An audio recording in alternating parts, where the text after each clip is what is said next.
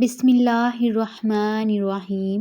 حضرت عمر فاروق جب خلافت کی مسند پر بیٹھے تو انہوں نے یہ بات اس وقت کہی تھی کہ میں اس مشکل وقت سے اللہ تعالیٰ کی پناہ چاہتا ہوں جس کے حل کرنے کے لیے مولا علی شیر خدا میرے پاس موجود نہ ہوں۔ اس کے جواب میں علامہ صاحب خود ہی لکھتے ہیں کہ ایک دفعہ قیصر روم نے چند سوالات لکھ کر مسلمانوں کے خلیفہ حضرت عمر کے پاس بھیجے۔ سوالات ایسے تھے کہ جن کا جواب روم میں بھی کسی کے پاس نہ تھا۔ ان سوالات کا مقصد مسلمانوں کو شرمندہ کرنا تھا تاکہ مسلمان اپنے دین سے متنفر ہو جائیں۔ چنانچہ مسجد نبوی میں عظیم صحابیوں کے محفل جمی ہوئی تھی۔ قیصر روم کا قاصد آیا اور خط پڑھنا شروع کیا۔ خط کی تحریر کچھ یوں تھی ناظرین کہ بادشاہ روم نے لکھا تھا کہ یہ خط ہے بادشاہ روم قیصر بن الاصغر کا وقت کے خلیفہ حضرت عمر کی طرف کہ میں نے جو سوالات لکھے ہیں مجھے ان سب کے جوابات بتا دیجیے۔ نمبر 1، وہ کون سی چیز ہے جس کو خدا نے تخلیق نہیں کیا؟ نمبر 2، وہ کون سی چیز ہے جو خدا کے علم میں نہیں؟ نمبر 3، وہ کون سی چیز ہے جو اللہ تعالیٰ کے پاس نہیں؟ وہ کون سی چیز ہے جس کے سب بال ہی بال ہیں؟ وہ کون سی چیز ہے جس کا صرف منہ ہی منہ ہے؟ وہ کون سی چیز ہے جس کے صرف پاؤں ہی پاؤں ہیں؟ اور وہ کون سی چیز ہے جس کی صرف آنکھیں ہی آنکھیں ہیں؟ وہ کون سا بندہ ہے جس کا خاندان نہیں؟ وہ کون سی چیز ہے جو شکم مادر میں نہیں ہے؟ وہ کون سی بے جان چیز ہے جو سانس لے سکتی ہے؟ اور وہ کون سی بے جان چیز ہے جو سانس نہیں لے سکتی؟ ناقوس کی آواز کا معنی کیا ہے؟ وہ کون سی چیز ہے جس نے ایک مرتبہ پرواز کی؟ وہ کون سی چیز ہے جس پر صرف ایک بار سورج چمکا؟ وہ کون سا درخت ہے جس کے سایہ کو تیز رفتار سوار 100 سال دوڑ کر بھی عبور نہیں کر سکتا؟ وہ کون سا درخت ہے جو دھوپ اور پانی کا محتاج نہیں؟ دنیا میں اس کی مثال کیا ہے؟ جنت کے برتن جن میں مختلف قسم کے کھانے ہوتے ہیں، جنتی لوگ ایک دوسرے سے ملتے ہیں، دنیا میں اس کی مثال کس طرح کی ہے؟ جنت کے سیب سے حوریں برآمد ہوں گی لیکن ان میں ذرا بھر کمی بھی واقع نہیں ہوگی۔ دنیا میں اس کی مثال کیا ہے؟ جنت کی چابیاں کیا ہیں؟ حضرت عمر نے خط پڑھتے ہی فرمایا کہ اس کا جواب تو صرف برادر رسول باب العلم حضرت علی دے سکتے ہیں۔ چنانچہ خط ان کی طرف بڑھا دیا گیا۔ حضرت علی رضی اللہ تعالیٰ عنہ نے لکھا، بسم اللہ الرحمن الرحیم، بعد تیرا خط وصول ہوا۔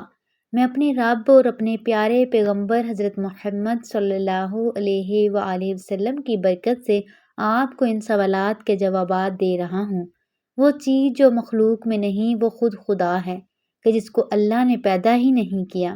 وہ چیز جس کا اللہ تعالیٰ سے کوئی تعلق نہیں وہ یہ بات ہے کہ اللہ تعالیٰ کا فلاں بیٹا ہے، حالانکہ خدا واحد ہے، خدا نہ کسی کی اولاد ہے اور خدا نہ کسی کی اولاد ہے۔ وہ چیز جو اللہ تعالیٰ کے پاس نہیں وہ ظلم ہے۔ اللہ تعالیٰ کا فرمان ہے کہ خدا اپنے بندوں پر کبھی ظلم نہیں کرتا۔ وہ چیز جو صرف بال ہی بال ہیں وہ ہوا ہے۔ وہ چیز جس کا صرف منہ ہی منہ ہے وہ آگ ہے، اور وہ چیز جس کے صرف پاؤں ہی پاؤں ہیں وہ پانی ہے۔ وہی چیز جس کی صرف آنکھیں ہی ہیں وہ سورج ہے۔ وہ شخص جس کا کوئی خاندان نہیں ہے وہ صرف حضرت آدم علیہ السلام ہے۔ وہ چیز جو شکم مادر میں نہیں رہی 5-6 ہیں۔ نمبر 1، حضرت آدم علیہ السلام۔ نمبر 2، ہوا۔ نمبر 3، حضرت اسماعیل علیہ السلام کی قربانی کا دمبا۔ نمبر 4، حضرت موسیٰ علیہ السلام کا عصا۔ اور نمبر 5، حضرت صالح کی اونٹنی، وہ بے جان چیز جو سانس لیتی ہے۔ وہ صبح ہے۔ ناقوس کی آواز کے معنی یہ ہیں، حق ہے، حق ہے، ٹھہرو ٹھہرو، خدا عادل ہے اور وہ سچا ہے۔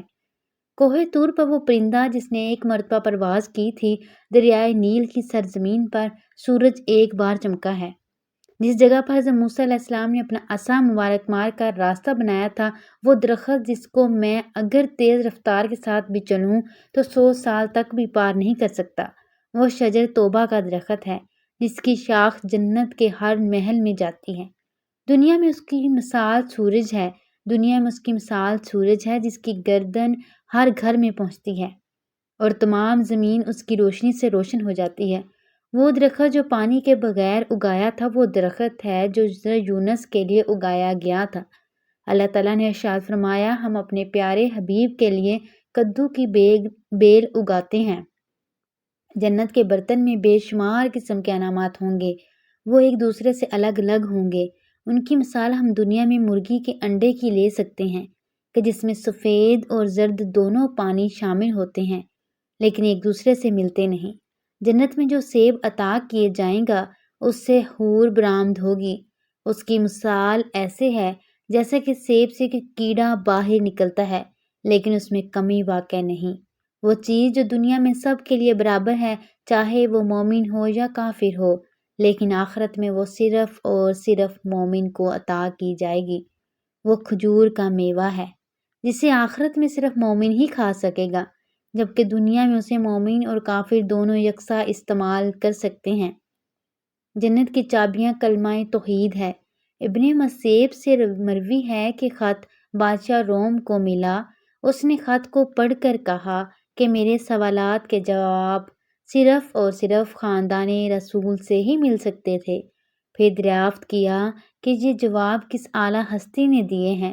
ایلچی نے جواب دیا کہ ان سوالات کے جوابات مولا علی ابن ابی طالب، جس کو حضرت محمد نے علی کا دروازہ کہا ہے، اس شخصیت نے یہ جواب دیے ہیں۔ یہ خط پڑھنے کے بعد قیصر روم نے حضرت علی رضی اللہ تعالیٰ عنہ کو خط لکھا کہ مجھے آپ کا ارسال کیا ہوا خط مل گیا ہے۔ وہ پڑھ کر مجھے یقین ہو گیا ہے کہ آپ اہل بیت ہیں اور رسالت کا قیمتی خزانہ ہیں۔